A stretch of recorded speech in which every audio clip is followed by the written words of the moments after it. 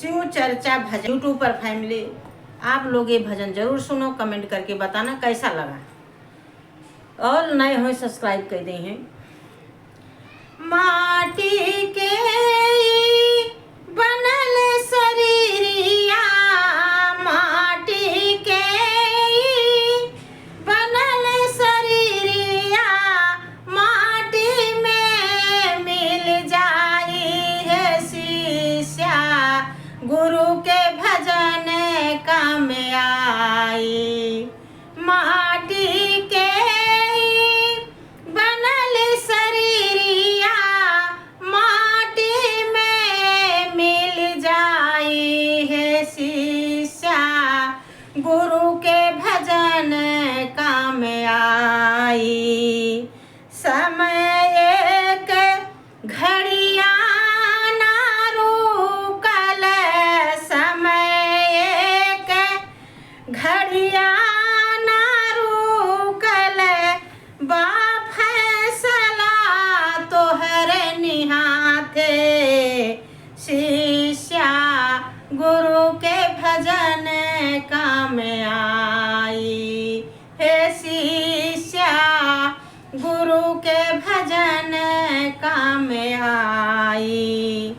पाप और पुण्य के दो ही गठरिया, पाप पुण्य के दो ही गठरिया, बोला जइबा के करा के साथे, बोला जइबा के करा के साथे हे शिष्या, गुरु के भजन काम आई।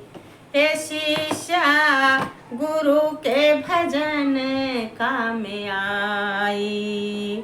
बीतत बास मैया अब नाही कर तू देरिया, बीतत बाटई अब समैया, अब नाही कर तू देरिया, हे शिष्या, गुरु के भजन काम आई। हे शिष्या, गुरु के भजन काम आई।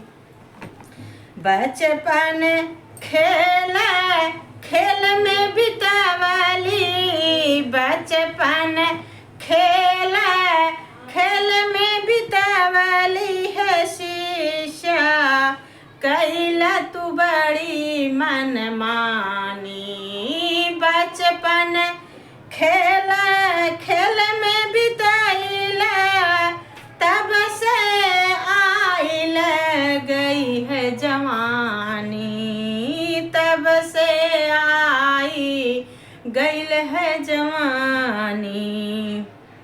शिष्या तब ले आई गईल जवानी, सुख संपत मिल के भजन भुलैला, सुख संपत्ति मिल के भजन भुलैला, कैला तू खूब मन मानी है शिष्या, गुरु के भजन काम आई। हे शिष्या, गुरु के भजन काम आई।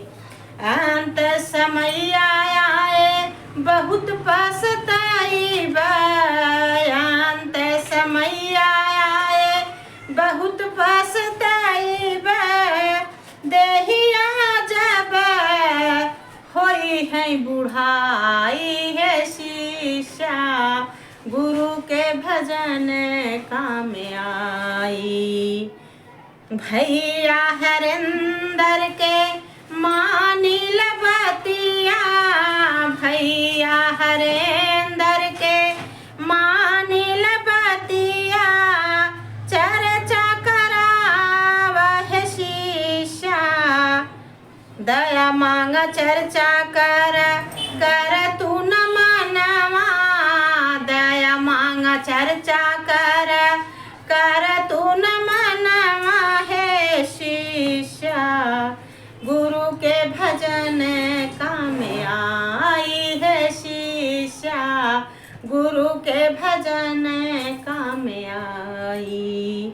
माटी के बनल शरीरिया, माटी के बनल शरीरिया, माटी में मिल जाई है शिष्या, गुरु के भजन काम आई है शिष्या, गुरु के भजन काम आई।